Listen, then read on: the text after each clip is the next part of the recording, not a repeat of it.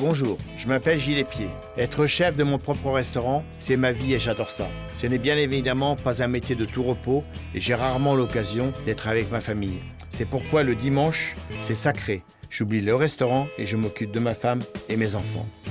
J'adore cuisiner pour eux et je leur prépare des petits plats que je ne sers pas nécessairement au restaurant. C'est ça la cuisine que j'aime, une cuisine variée, saine, généreuse, que ce soit pour mes clients ou ma propre famille. Dans cette émission, je vais vous présenter une cuisine qui me ressemble et qui m'a fait connaître. Bienvenue dans Un Frenchie en cuisine.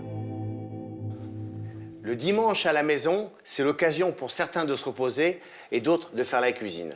Nous allons faire aujourd'hui ensemble un menu très sympa, très familial, qui va se composer de petites tartines de bulot au chorizo, d'une superbe soupe de poulet avec des coquillettes et d'une tourte aux pommes qui s'appelle plutôt en anglais un apple pie.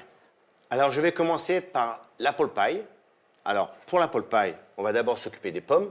Je vais cuisiner avec des Granny Smith et des Golden. La première chose à faire, c'est bien entendu d'éplucher nos pommes. L'apple pie, on peut la faire d'avance parce qu'elle se mange aussi bien tiède que froide. Et en plus, ça demande un peu de travail. On peut la faire la veille, si on a envie de la faire la veille. On peut la faire le matin pour la manger l'après-midi ou le soir, pendant que notre soupe de poulet va cuire après. Parce qu'elle prend à peu près 45 minutes, 50 minutes, ça dépend du four, de la qualité du four que vous avez. Qui n'aime pas les tartes aux pommes? Je crois pas grand monde. Moi, j'ai eu l'occasion de goûter pour la première fois une véritable apple pie quand j'étais aux États-Unis. Et c'est ma belle-sœur qui me l'a fait découvrir. Et c'est la championne du monde de l'apple pie. Alors, je vais essayer de faire une apple pie aussi bonne que ma petite belle-sœur, parce qu'elle, c'est vraiment la championne du monde de cette fameuse tourte. Alors, la première chose qu'il faut faire, c'est donc éplucher les pommes. On va les couper en quartiers, enlever l'intérieur de nos pommes. Alors, il faut choisir des pommes qui sont des pommes à cuire si possible. Enfin, chacun prend les pommes qu'il a envie, mais en fonction de la région dans laquelle il se trouve et surtout de ce qu'il aime. Mais moi, je recommande surtout des pommes à cuire parce que dans notre apple pie, si les pommes ne sont pas bonnes à cuire, elles vont complètement s'écraser et partir en eau. Donc, avec les pommes, il faut faire attention. Donc, nous allons mélanger ces pommes-là. Comme ça, au moins, on aura une structure qui va exister. Et la pomme golden est une excellente pomme à cuire. À croquer, bien sûr, mais surtout à cuire. On l'utilise d'ailleurs beaucoup dans les tartes aux pommes. Ensuite, ce que je vais faire, je vais allumer ma poêle et je vais mettre du beurre et je vais faire rôtir mes quartiers de pommes doucement avec du sucre, un petit peu de cannelle que je mettrai à la fin et mon bâton de vanille. Et il y aura une infusion qui va se créer entre les trois éléments. Alors les pommes, on va d'abord chauffer notre poêle, pas trop, parce que sinon, tout va brûler et c'est pas... Il faut faire attention. Une fois que j'aurai démarré mes pommes, je vais les laisser caraméliser, je vais les retourner et ensuite on va laisser refroidir nos pommes. Et comme ça, je pourrai préparer le fond de tarte. Alors, attention que le beurre soit pas trop chaud non plus, parce que si le beurre est trop chaud, ça va brûler et les pommes ne vont pas cuire. Donc il faut faire attention à ça. Donc l'idéal, c'est de pouvoir les ranger les unes à côté des autres pour avoir, en tout cas, essayer d'avoir une cuisson régulière. Mais il faut qu'elle soit cuite, mais pas trop cuite. Si c'est trop cuit, on en fait de la compote. Et si elles sont juste cuites, c'est parfait, c'est ce que nous cherchons, pour pouvoir ensuite les ranger les unes à côté des autres dans notre apple pie. Et on va cuire tout ça, après, à l'étouffer pendant une petite heure. Alors je vais déposer une petite goutte de vanille là, un peu de sucre maintenant, tout de suite, qui va nous permettre de caraméliser nos pommes. Une petite pointe de cannelle, l'idéal c'est de faire comme ça, voilà. Ça va se mélanger ensuite. Et là, délicatement, avec la spatule, il faut les laisser bien caraméliser quand même. Alors la grande différence entre ce gâteau et la tarte aux pommes traditionnelle, c'est que la tarte aux pommes traditionnelle, française en tout cas, c'est qu'on met les pommes à cru. Alors là, elles seront cuites et elles sont cuites à couvert. Grand truc. Regardez, elles commencent à être toutes dorées. Un petit peu de sucre dessus, là. Une fois que ça sera un peu plus caramélisé, j'éteins mon feu, je les laisse finir de caraméliser. Il ne faut pas qu'elles soient brûlées. Et là, maintenant, on va attaquer la tarte, la vraie tarte. On a un moule, ici. Alors, ce n'est pas un moule à tarte traditionnel, c'est un moule quand même assez profond. On va se servir de ça pour cuire à l'étouffée, donc on mettra le couvercle par-dessus après. Alors, j'ai de mon côté la pâte. Alors, bien sûr, pour la pole pie, l'idéal, c'est de la pâte à foncer. Pareil, vous pouvez trouver cette pâte à foncer dans n'importe quel supermarché. Il suffit de regarder, pâte à foncer, pâte brisée, ça marche pareil aussi.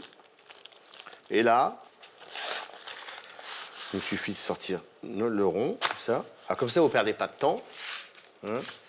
Pas de temps, surtout le dimanche, on voudrait quand même prendre un petit peu de temps pour nous-mêmes. Et ensuite, on a surtout notre soupe de poulet à s'occuper. Alors, ce que j'ai fait de mon côté, j'ai mis un tout petit peu de beurre parce que mon moule est tout neuf et pour être sûr que la pâte ne va pas coller, j'ai mis un petit peu de beurre au pinceau comme ça. Mais si vous avez un moule, plus le moule est vieux, plus la tarte cuit facilement et moins d'alcool sur le moule. Alors, je vais foncer mon moule. Foncer, ça veut dire je rentre ma pâte à l'intérieur et j'appuie légèrement pour que justement la pâte aille jusqu'au le fond du moule. Surtout, ne mettez pas les pommes quand elles sont chaudes. Pour la simple et bonne raison, c'est que quand les pommes sont chaudes, eh ben, la pâte, elle va fondre et c'est foutu. Donc, il faudra recommencer. Et maintenant, je vais enlever l'excédent avec un petit couteau comme ça. Alors, c'est pas très grave si c'est pas net, puisqu'on va remettre un chapeau en plus par-dessus, de façon à ce qu'on ait le moins d'air possible qui passe. On fera juste une petite cheminée dessus. Voilà. Alors, je vais commencer à ranger mes pommes. Opération délicate, mais bon, ça va quand même. Vous voyez, elles sont cuites, mais pas trop cuites. Comme ça va cuire à étouffer, en fait. Comme si on faisait une tourte de gibier, par exemple. Donc, là, maintenant, j'enlève un petit peu de... Voilà, je récupère le jus. Je vais rajouter un petit peu de beurre dessus. Voilà. Le beurre a toute son importance dans cette recette. Et là, je vais couvrir.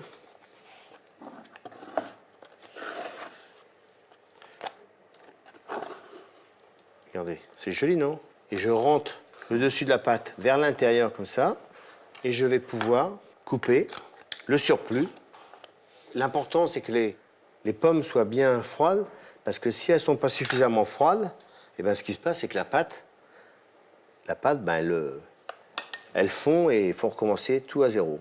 Donc là, je fais ce qu'on appelle une petite cheminée. Et maintenant, pour la couleur, parce que pendant la cuisson, notre gâteau va dorer. Donc là, j'ai cassé un œuf, un jaune d'œuf, dans lequel j'ai mis un petit peu d'eau. Et là, un petit coup de dorure dessus. Alors ça, une fois fini, là on peut ajouter un petit décor comme ça dessus avec le couteau, que ce soit joli. À la cuisson, ça va se voir. Et donc là, on est parti pour 1 heure. 170 degrés, 1 heure. Ça, c'est de la pâtisserie facile. Alors maintenant, nous allons attaquer notre plat principal, le poulet, le fameux poulet en soupe avec des coquillettes. Il nous faut, bien entendu, un poulet. Un beau poulet. Il est beau celui-là. De ferme, si possible. Et s'il n'est pas de ferme, c'est pas très grave, parce qu'on est dans une cuisine familiale et chacun fait ce qu'il veut comme il peut. Donc, de l'eau froide. On démarre le poulet à froid.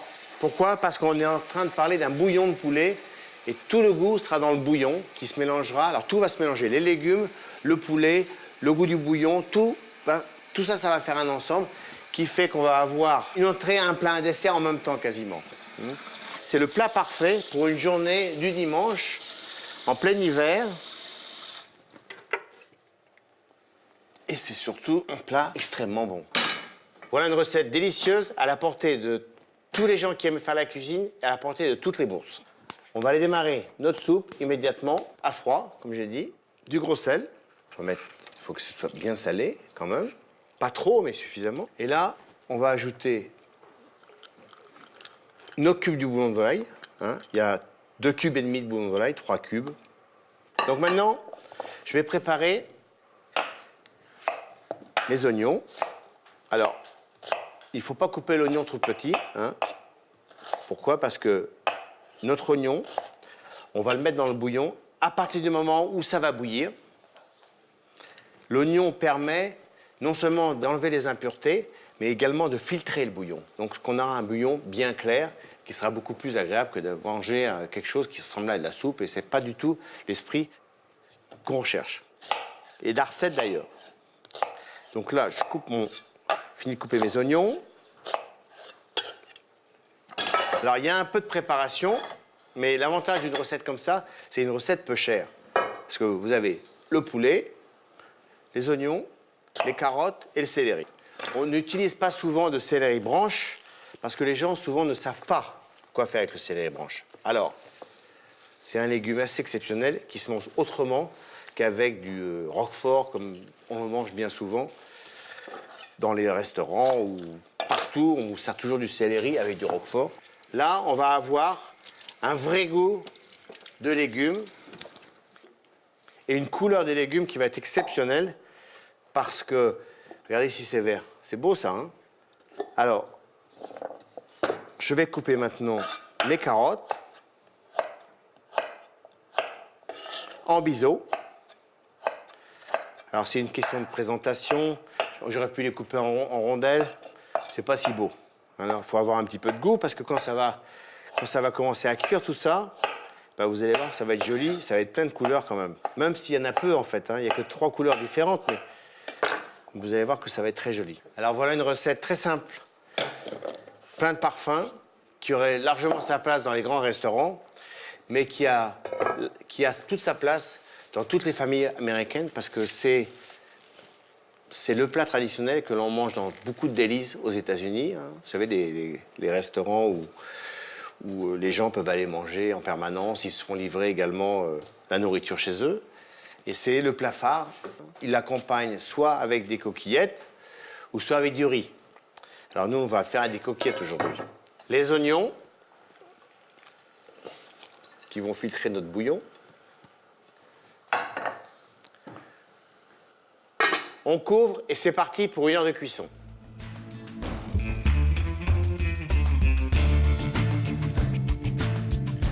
Une fois votre volaille en cuisson, vous aurez tout votre temps pour préparer vos légumes, les tailler en biseaux pour avoir une jolie présentation. Donc je viens d'enlever mon poulet. Maintenant, je commence la cuisson de mes légumes. On commence par les carottes. Et là, je vais tailler mon céleri en biseaux. Même chose que les carottes. Couper en biseaux, c'est pour la présentation. Et voilà, je mets mon céleri à cuire avec les carottes. On laisse cuire nos légumes et je vais attaquer mes petites tartines de bulots au chorizo. Alors, pour cette recette, il me faut des bulots, du chorizo, du pain pour faire les petits toasts, de la mayonnaise, un peu de balsamique et une salade. Alors, la première chose que je dois faire, c'est décortiquer mes bulots. Alors, les bulots, vous pouvez les acheter cuits ou crus. L'idéal, c'est de les acheter cuits. Mais si vous les faites cuire vous-même, il faut les cuire dans un courbouillon, à peu près une trentaine de minutes.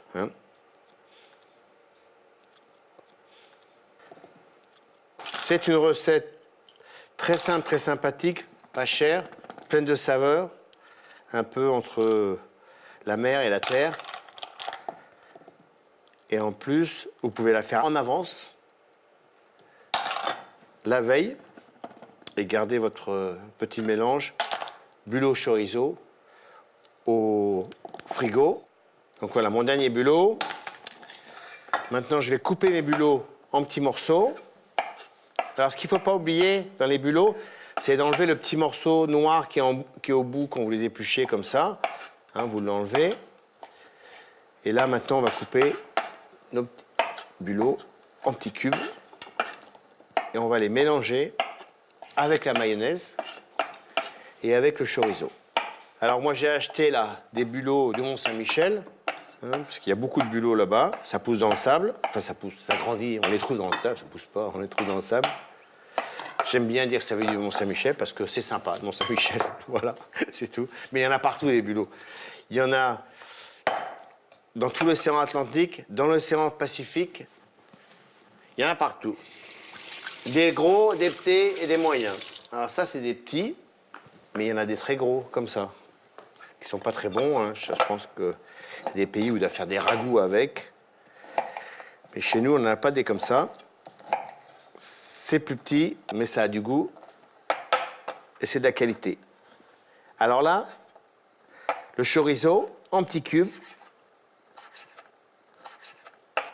Alors le chorizo, l'idéal, c'est d'acheter un chorizo 3-4 jours à l'avance et de faire sécher. Pourquoi? Parce qu'en le faisant sécher, il faut le suspendre avec la ficelle là qu'on voit. Essayez de le suspendre. Donc vous le coupez là, vous l'ouvrez.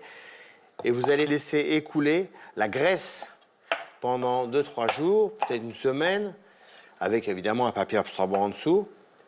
Pourquoi? Parce que toute la graisse va partir et vous n'aurez plus que la viande et ce sera beaucoup plus épicé. Donc s'il est trop frais, ce sera bon quand même, mais peut-être un peu trop gras et pas suffisamment épicé par rapport à ce qu'il devrait être. Alors, là j'ai presque fini. Il faut essayer de découper des petits cubes, pas tellement plus gros que nos cubes de bulot. La proportion, c'est à peu près allez, un tiers de chorizo pour 2 tiers de bulot, quoi. C'est à peu près ça. Mais après, on fait un peu ce qu'on veut. On peut faire 50-50. C'est en fonction des goûts, de ce qu'on aime. Hein, c'est l'avantage d'une recette comme ça. Comme c'est une recette qu'on va partager avec des copains en apéro, et ben on fait un peu ce qu'on veut. Hein. Là, je vais mettre la ciboulette. Elle est belle, elle est bien fraîche. Un peu de persil dedans, quelques feuilles de persil, entières, cassées, comme on veut. C'est vraiment un truc pique-nique, quoi. Et maintenant, on va faire l'assaisonnement de notre bulot. Mayonnaise. Je mélange le bulot. Pas trop de mayonnaise, parce qu'autrement, ce sera beaucoup trop gras. Je mélange. Les chorizos, on en trouve partout et des très bons.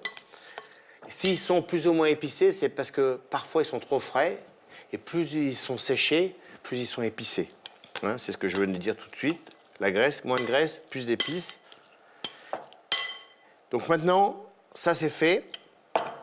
Je vais faire ma petite sauce que je vais utiliser pour assaisonner ma salade. Très simple aussi. À force avec moi, vous faites toujours que des trucs simples.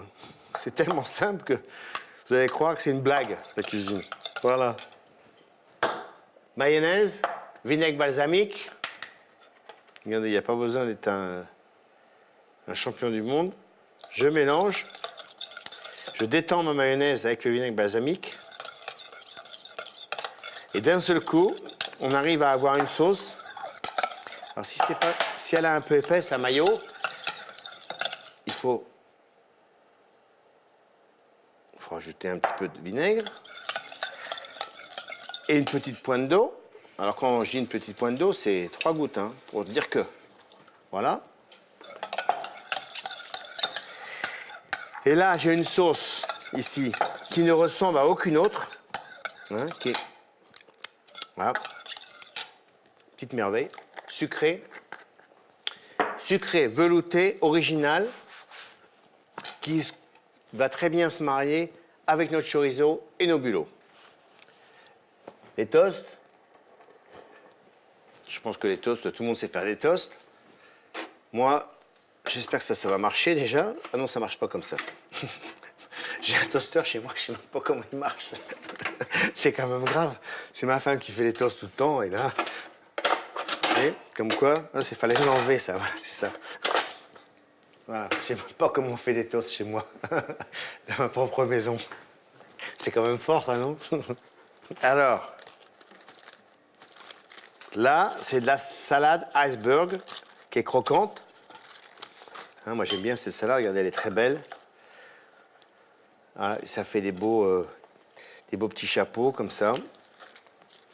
Et là, on va tremper, enfin, on va arroser notre salade de la petite sauce, là. On va mettre ça sur une assiette et on va mettre le toast à l'intérieur avec le chorizo. Donc, c'est assez... c'est rigolo comme recette, quoi. Je veux dire, c'est... franchement, c'est un truc qu'on se prend pas la tête avec ça. Parfois, on achète des livres de cuisine. Il y a 3 pages pour une recette. Ah, quand on a fini de lire la recette, on se rappelle plus de ce qu'était la recette. Hein, on n'y comprend rien. On n'a même pas le budget pour faire cette recette-là. Alors que là, bah, tout le monde peut la faire. En fait, la cuisine, c'est pas autre chose que ça. C'est un moment de partage avec des copains, avec les gens qu'on aime. D'abord, moi qui suis un cuisinier professionnel, on ne peut pas faire de la bonne cuisine si on n'aime pas les gens. Donc il est important d'aimer les gens parce qu'il n'y a pas de bonne cuisine sans une transmission d'amour du produit et d'amour des gens à travers notre cuisine. Donc voilà, notre petite sauce, on va la mettre là, un petit peu là, comme ça. D'ailleurs, regardez, comme ça. On est à la maison, hein, on n'est pas au restaurant. Hein. On est à la maison, là. Donc, on va la faire. On va se la jouer maison, voilà, comme si on avait un peu bricolé ça. Notre petit assaisonnement. Et en plus, c'est bon, hein. Oh. Petit coup de moulin là-dessus. Notre petite mayonnaise un peu sucrée. Maintenant, je vais dresser ma tartine de bulot au chorizo. Voilà. Très sympa, hein. Voilà. Très cool. Avec ma petite feuille de salade au vinaigre. Et voilà, ça c'est prêt. On va passer au reste. Le reste, c'est d'abord... Ah, elle est prête. Elle est prête. Elle est belle. Elle est belle et bien dorée. Voilà. Ça, c'est une vraie tarte ou un vrai gâteau familial. Maintenant, je vais démarrer tout de suite mes coquillettes.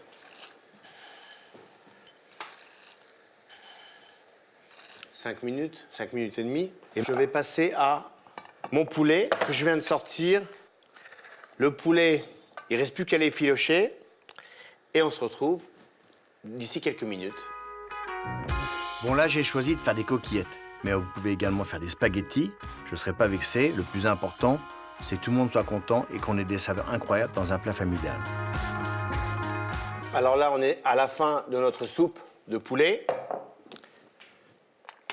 Mélange. Alors, récapitulons. La soupe de poulet est prête. Nos pâtes sont cuites. La poêle paille est prête. Maintenant, on n'a plus qu'à dresser. La première chose qu'il faut faire, c'est mettre les pâtes qui vont se réchauffer automatiquement avec le bouillon qui est très chaud. Et là, la viande, la volaille, le céleri, les carottes. Alors, c'est une recette très populaire aux États-Unis. Cette soupe, elle est pour les Américains ce que la soupe miso est aux Japonais et la soupe aux pommes de terre chez nous. Voilà, c'est bon, c'est frais, c'est généreux et c'est pas cher. Maintenant, on va couper mon apple pie. Elle est très très belle. Ça sent très très bon. Elle fait un joli bruit, craque très bien. Et voilà. Une belle tarte, belle portion. On la voit, on voit bien les morceaux de pommes à l'intérieur. Et pour agrémenter mon apple pie, je vais mettre une cuillère de glace vanille. Et ça s'appelle une apple pie à la mode. Chaque fois que vous verrez à la mode, c'est toujours une boule de glace vanille. Notre menu est maintenant terminé. Alors nous avons notre tartine de bulot au chorizo, notre fantastique soupe de poulet à l'américaine qui est aux États-Unis ce que la soupe de poireaux pommes de terre est chez nous et la soupe miso au Japon. Et enfin, pour finir, notre apple pie à la mode avec une boule de glace vanille. Et vous pouvez retrouver toutes mes recettes sur le site de Cuisine Plus. En attendant, je vous dis salut, à bientôt. Et voilà la tarte.